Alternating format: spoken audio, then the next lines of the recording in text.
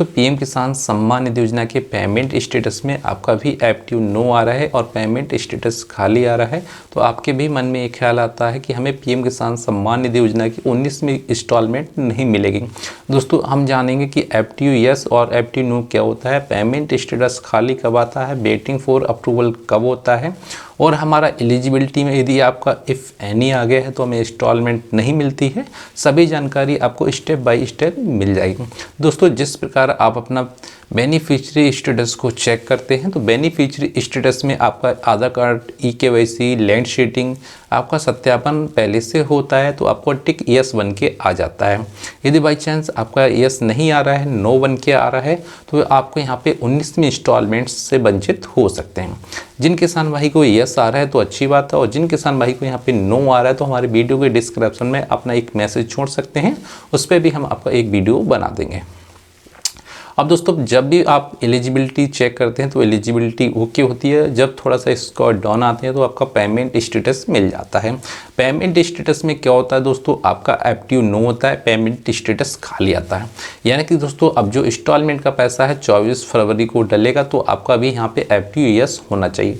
अब जिन किसान भाई का यहाँ पे एक्टिव नो आ रहा है, पेमेंट स्टेटस में वेटिंग फॉर अप्रूवल नहीं आ रहा है, तो ऐसे किसान भाई को आधार कार्ड शीटिंग जरूर चेक कर लेना है कि हमारे खाते में आधार कार्ड शीटिंग है या नहीं है। और जिन किसान भाई का आधार कार्ड शीटिंग नहीं होता है तो उन किसान भाई का यहाँ पे एक्टिव नो रहता है।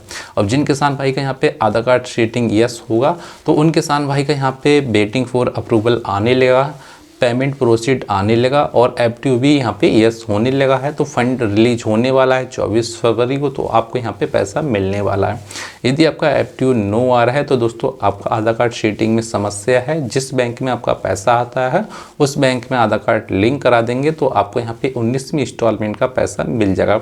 यदि आपका खाता बिल्कुल ठीक है तो दोस्तों कुछ दिन का वेट कर लें, यानी कि आपको 12 से 24 घंटे का वेट कर लेना है। क्योंकि दोस्तों कुछ किसान भाई का यहाँ ऐसा भी होता है 24 फरवरी या 25 फरवरी को इंस्टॉलमेंट का पैसा मिल जाता है, 1-2 दिन लेट मिलता है। कुछ किसान भाई का यहाँ पे स्टेटस ओके होता है तो 24 फरवरी को उनके हैंड टू हैंड पैसे पड़ जाते हैं और जल्दी इंस्टॉलमेंट उनके खाते में आ जाती है। तो इसी प्रकार दोस्तों आपका जो खाता होता है वो डिपेंड करता है आपका कौन सी बैंक में खाता है। यदि आपका किसी ग्रामीण बैंक में खाता होता है तो उसमें डीबीडी की समस्या ज़्यादा रहती है, उसमें डीबीडी आपका एक्टिवेट नहीं हो पाता है।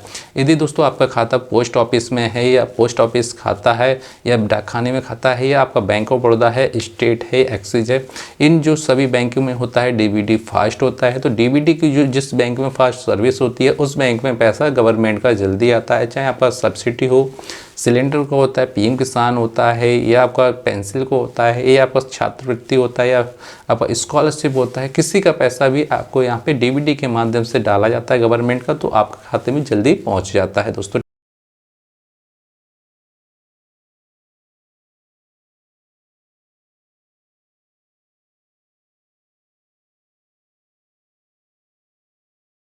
दोस्तों यदि आपको हमारी जानकारी दी गई समझ में आई तो प्लीज़ चैनल को सब्सक्राइब जरूर कर सकते हैं और बेल आइकन को प्रेस कर